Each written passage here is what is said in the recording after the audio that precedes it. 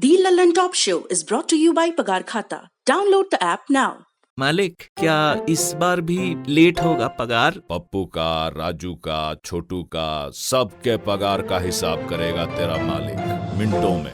वो कैसे? पगार खाता के आकर्षक फीचर्स के साथ, क्योंकि स्टाफ खुश रहेगा तभी तो बिजनेस आगे बढ़ेगा। आज ही पगार खाता डाउनलोड करें।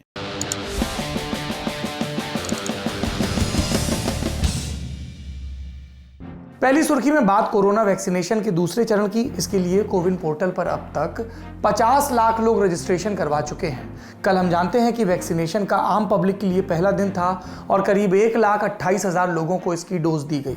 इसमें प्रधानमंत्री नरेंद्र मोदी भी शामिल थे। आज भी लोगों में वैक्सीन के लिए उत्साह दिखा। रक्षा मंत्री Rajnath Singh, health minister doctor Harshvardhan, cricket coach Ravi Shastri और एक्टर और नेता कमल हासन समेत कई लोगों की तस्वीरें वैक्सीन लेते हुए सामने आई।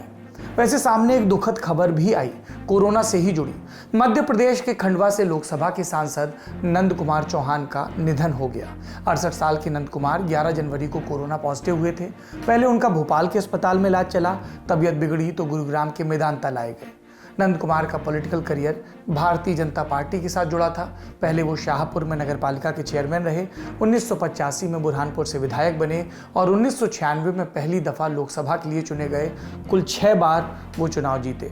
2014 से 2018 तक उन्होंने मध्य प्रदेश में बीजेपी के अध्यक्ष पद का दायित्व भी संभाला। प्रधानमंत्री नरेंद्र मोदी, गृह मंत्री अमित शाह और मध्य प्रदेश के मुख्यमंत्री शिवराज सिंह चौहान ने उनके निधन पर दुख व्यक्त किया।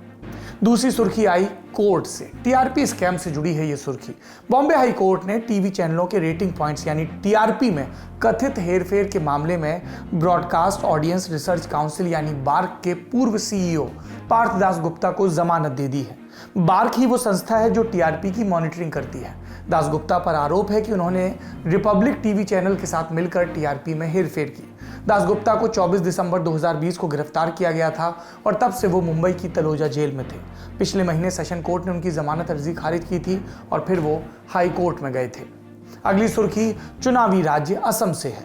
असम दौरे के दूसरे दिन कांग्रेस की महासचिव प्रियंका गांधी वाड्रा चाय बागानों में पत्तियां तोड़ती और संवाद करती नजर आई। फिर उन्होंने तेजपुर की सभा में कांग्रेस के एजेंडा का ऐलान किया, जिसमें सबसे खास था कि हम सीएए को लागू नहीं होने देंगे। वो 5 गारंटी क्या है? वो 5 गारंटी ये है कि सबसे पहले जब हमारी सरकार बनेगी तो के ये कानून लागू होगा जिसके तहत यहां पे लागू नहीं हो पाएगा। ये सबसे पहली है। दूसरा कि बिजली के 200 यूनिट आपको मुफ्त में मिलेंगे हर महीने। इसका मतलब है कि 1400 रुपए आपके बच जाएंगे बिजली के बिल से हर महीने। तीसरा गारंटी कि जो मेरी बहनें घर संभालती हैं, अपनी मेहनत से अपने पूरे परिवार की परवरिश करते हैं, बच्चों की परवरिश करते हैं और सबका देखभाल करती हैं, जिनको आज तक पूरी तरह से सम्मान नहीं मिला, उन बहनों को 2000 रुपए हर महीने गृहिणी सम्मान के तौर पर मिलेगा। चौथा गारंटी ये है कि देखने दीजिए कि चाय के बागान में गई थी मैं आज सुबह। चाय के बागान की महिलाओं से जब मैं मिली तो उन्होंने अपने हाथ दिखाए मुझे कि यहां से उनकी उंगलियां एकदम सख्त हो गई हैं। सुबह से शाम तक धूप में काम करती हैं, कोई सुविधा नहीं है और मात्र उनको 167 रुपए मिलते हैं। तो चौथी जो गारंटी है वो गारंटी खास उन महिलाओं के लिए है, उन श्रमिकों के लिए है जो चाय के बागान में काम करती हैं। और क्या गारंटी है ये? कि उनको 365 रुपए का वेतन मिलेगा। मुझे मालूम है कि आपको पहले भी इस तरह के वादे किए गए और मुझे मालूम है कि जिन्होंने कहा था कि 350 का वेतन मिलेगा उन्होंने सिर्फ पिछले हफ्ते चुनाव से पहले 217 का वेतन आपको वादा किया है कि मिलेगा, लेकिन आज तक वो भी नहीं मिल रहा है। तो मैं जानती हूं कि आपकी उम्मीद कम है, लेकिन यहां खड़े हुए मैं कहना चाहती हूं कि जैसे ही हमारी सरकार आएगी, ये वादा नहीं, आपको गारंटी होगा कि आपका वेतन 365 रुपए आपको हर रोज मिलेगा। पांचवा जो गारंटी है, उसके तहत कांग्रेस पार्टी ये कह रही है कि जब हमारी सरकार बनेगी तो कम से कम 5 लाख सरकारी नौकरियां बनेंगी।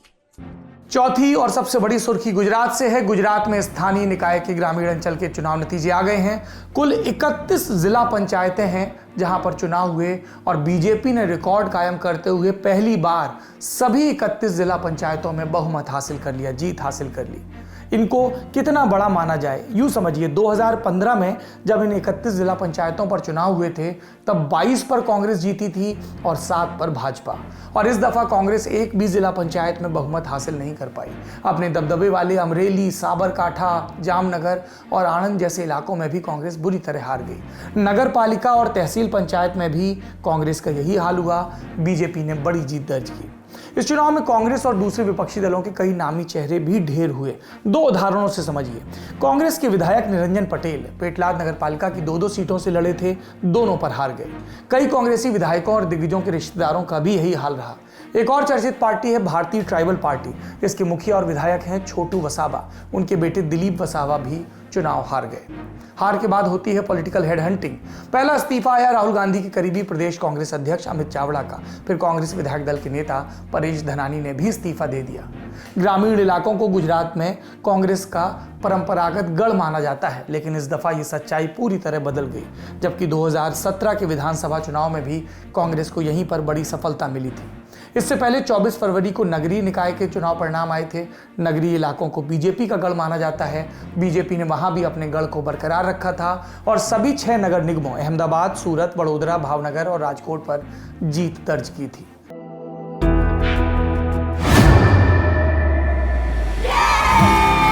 घुटना, कंधा या कमर, चाहे जैसा हो दर्द, डॉक्टर ऑर्थो आपको देता है दर्द से पूरी आजादी, एक भरपूर जिंदगी। ये कोई टेम्परेरी पेन किलर नहीं, आयुर्वेदिक औषधि है।